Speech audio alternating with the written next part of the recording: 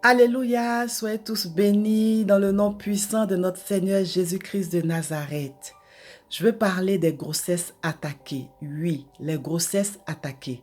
Malheureusement, il y a des femmes, lorsqu'elles tombent enceintes, la grossesse n'arrive pas à terme. Elles font des fausses couches. Il y a plusieurs raisons, mais il peut aussi avoir le côté spirituel. Et c'est de ce côté que je veux parler. Lorsque tu es enceinte, tu n'as aucune obligation d'informer tout le monde. Mais tu prends ton téléphone, tu informes ta famille, ta belle famille, tes amis, tes collègues, même des personnes que tu rencontres dans la rue. Je suis enceinte. Sœur, tu es obligée? L'enfant il est encore au stade d'embryon. Tu n'as pas encore 2 mois, 3 mois, 4 mois, 5 mois de grossesse. Parce que ton test de grossesse est positif, tu envoies un message à tout le monde que tu es enceinte. C'est grave. Oui, c'est grave. Une grossesse, c'est 9 mois. 9 mois, ce n'est pas 9 semaines, ce n'est pas 9 jours, c'est très long. En 9 mois, beaucoup de choses peuvent se passer. Une grossesse n'est pas facile à porter. 9 mois, c'est du boulot. Pendant ce temps, sœur, je te conseille de prier, de plonger tes yeux dans la parole de Dieu jour et nuit. Demander la protection de Dieu. Oui, c'est ce que tu dois faire. Mais tu te réveilles le matin, il faut que j'informe ma tante, il faut que j'informe mon oncle, il faut que j'informe ma copine, il faut que j'informe tant, il faut que j'informe tant. Tu te cherches toi-même des problèmes. Tu penses que tout le monde veut que tu aies des enfants? Tu penses que tout le monde est content quand tu accouches? Tu penses que tout le monde saute de joie? Il y a une sœur. Enceinte, elle prend son téléphone, elle appelle son frère pour parler d'autres choses et puis elle lui dit comme ça, je suis enceinte. Vous savez qu'est-ce qu'il a répondu? Et nous, qu'est-ce qu'on va devenir? Qu'est-ce qu'on va devenir? Parce que la sœur, chaque mois, elle faisait Western Union au pays. Donc elle se dit, bon, c'est son bonheur, une grossesse, un enfant dans sa vie. C'est normal qu'elle partage à son frère. Mais voici la réponse qu'il a donnée. Elle n'a pas compris. Quelque temps après, elle a informé encore d'autres membres de sa famille. La grossesse n'est pas arrivée à terme. Les gens pensent à eux, à leur ventre. Oui, les gens sont méchants. Méchants. Oui. Quand une personne t'annonce qu'elle est enceinte là, quel est ton problème? Pourquoi tu te nerves? Pourquoi tu te mets en colère? Pourquoi tu es gris? Pourquoi tu boudes? Pourquoi? Tu es devenu héros des pharaons pour t'attaquer au bébé. Mais tu es un sorcier, tu es une sorcière. Toi, on t'a laissé vivre. Tu es né. Pourquoi tu t'opposes à l'arrivée d'autres enfants? L'enfant n'est pas encore né, c'est ton ennemi. Et ces personnes-là se lèvent, malheureusement.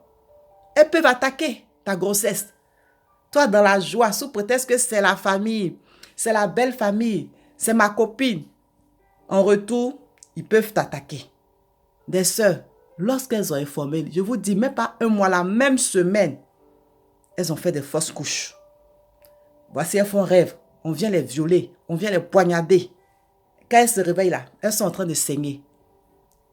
Elles ont perdu la grossesse. Elles ont pleuré. Par la grâce de Dieu, certaines sont tombées enceintes. Cette fois-ci, elles n'ont plus informé, la grossesse est arrivée à terme. Elles ont bien accouché. Malheureusement, il y a d'autres jusqu'au jour d'aujourd'hui. Elles attendent encore de tomber enceintes. Tu ne sais pas qui dans ta famille s'oppose à ta fécondité. Tu ne sais pas dans ta famille qui ne veut pas que tu aies des enfants. Peut-être que toi, on t'a choisi pour nourrir tout le village. On t'a choisi pour t'occuper de tes frères et de tes sœurs. Tu ne sais pas. Et c'est toi qui viens dire, je suis enceinte. Mais ils vont tout faire. La grossesse là, elle ne va pas arriver à terme.